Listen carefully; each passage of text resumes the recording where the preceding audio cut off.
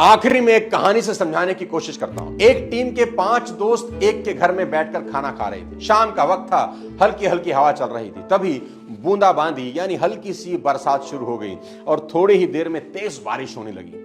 उन पांचों में एक टीम लीडर था।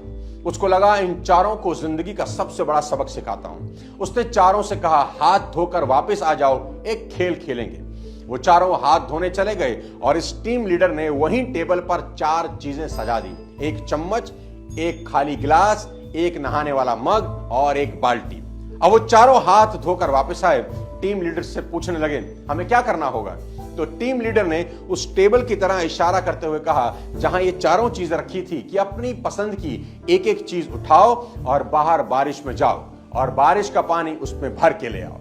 तो एक ने चम्मच उठाई, एक ने खाली ग्लास, एक ने नहाने वाला मग और लास्ट वाले ने बाल्टी। अब चारों अपना अपना ऑब्जेक्ट लेकर बारिश में चले गए और वहीं अपना ऑब्जेक्ट लेकर बारिश का पानी भरने का वेट करने लगे। सबसे पहले बारिश ने चम्मच को भर दिया और वो वापस आ गया। फिर बारिश ने उस खाली ग्लास को भर दिया और वो भी वापस आ गया। फिर बारिश ने उस नहाने वाले मग को भर दिया, जिसे तीसरा पकड़ के बारिश में खड़ा था, और वो भी भरे मग के साथ वापस लौट आया। सबसे आखिरी में जिसके पास बाल्टी थी वो आया। बारिश के पानी से बाल्टी अब ऊपर तक भर चुकी थी। उस टीम लीडर ने अब उन चारों को उनकी जिंदगी का सबसे बड़ा सबक दिया कि 2 चीजें सिखाता हूं तुमको।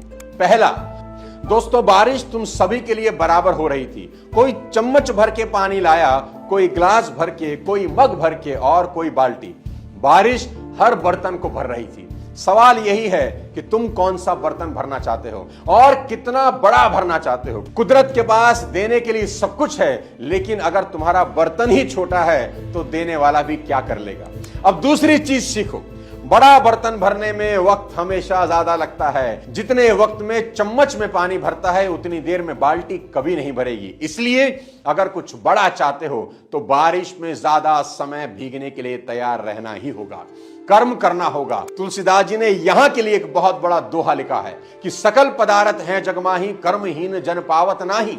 यानी कि इस दुनिया में सब कुछ है जो तुम पाना चाहते हो, पर कर्महीन इंसान को कुछ हासिल होता नहीं। आप सिर्फ घर की 4 दीवारी में बैठकर सोचें कुछ हो जाएगा, तो देवता भी तुम्हारी मदद नहीं कर सकते। आखिरी में आपसे एक सवाल पूछता हूं कि एक पेड़ कितना बड़ा होता है? तो उसका जवाब है, जितना बड़ा हो सकता है उतना ही बड़ा होता है। आपने कभी नहीं सुना होगा कि एक पेड़ जो कि जा सकता था 20 फीट 16 फीट पर रुक गया।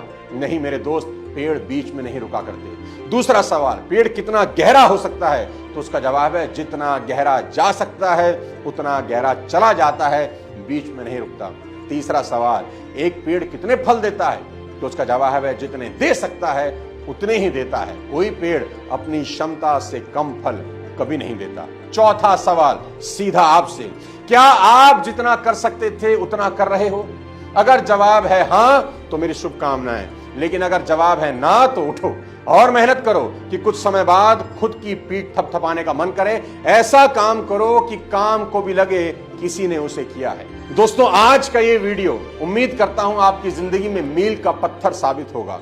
खुद पर भरोसा करने से बड़ा कोई अस्त्र आपके पास नहीं है। अगर ये वीडियो पसंद आया हो तो अपने तमाम जानने वालों को भेज दो, चैनल को सब्सक्राइब कर दो, बेल आइकन दबा दो। अगले किसी और वीडियो के साथ जल्द आपसे मुलाकात करता हूं। तब तक अपने स्वास्थ्य का ध्यान रखिए, कुछ बड़ा सोचिए। जय हिंद।